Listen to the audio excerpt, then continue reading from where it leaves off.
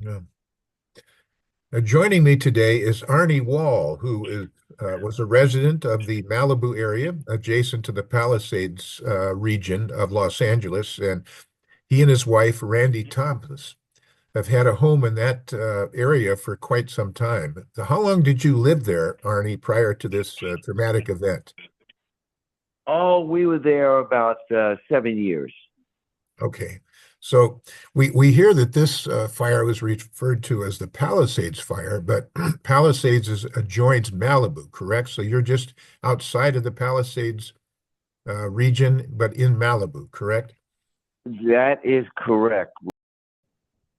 Well, we had a conversation a couple of days ago when you have seen previously while you lived in that area. Sometimes you'd see a fire up in the hills, but you didn't think much of it because you expected the fire department to show up with helicopters and extinguish it pretty quickly, and that's what they did. But that's not what happened this time, right, Arnie? Yeah, that was the surprise because I can remember the day, January 7th, and my wife and my daughter said, "Dad, there's a fire, but it looks like a small brush fire up on the hill." And I said, "Oh, don't worry about it. The helicopters, because, near the beach, we see helicopters constantly, and you see police monitoring the mountains just for fires." And I figured that was not going to be a big problem. So about an hour later, uh, we started to talk to neighbors, and people were getting a little nervous. And we drove around Sunset Mesa. That was the area, beautiful area, Sunset Mesa. And we talked to people that were living there 30 years, and they said, "Oh, we've been through this before." And they actually saw, people with badges saying that it looks like the wind is going to take it out and not going to come down the mountain. And well, the wind changed and it did come down the mountain. And I think a lot of people were, really shocked and surprised because after 2 or 3 hours had gone by, it got worse and it was frightening. When the police were on loudspeakers saying evacuate, evacuate, we all got nervous. So so then you all of it got really serious when the police were coming down your street with the loudspeakers saying it's a mandatory evacuation scenario. So then you have a few minutes to grab things, um, but not much more than a few minutes to grab things. How long how much time did you have I don't know if you grabbed photographs or important. Oh boy, that's the thing.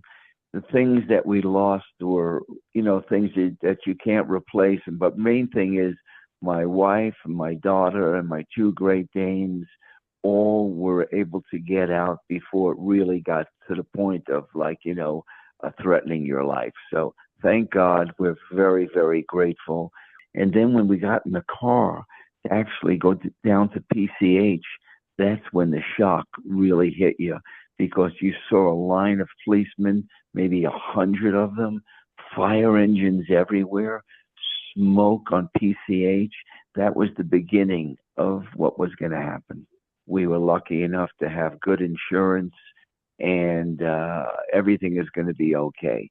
And but the things that you had, maybe awards, articles, movies, copies of things that you've done, just up in smoke.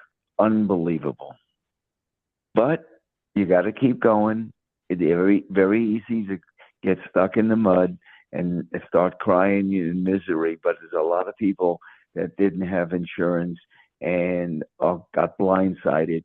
And I just hope that everybody just scattered. It was just, never want to feel that feeling again.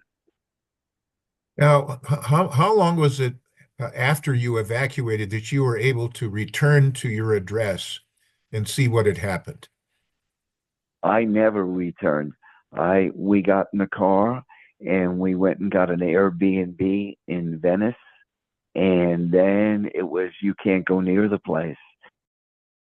And again, as long as you can look back and you're alive and you know you have your family, just be grateful. And that's what we are. We're just grateful. So, we start over again and you can replace certain things, other things you can't replace. But having a strong heart and soul is what we're all about.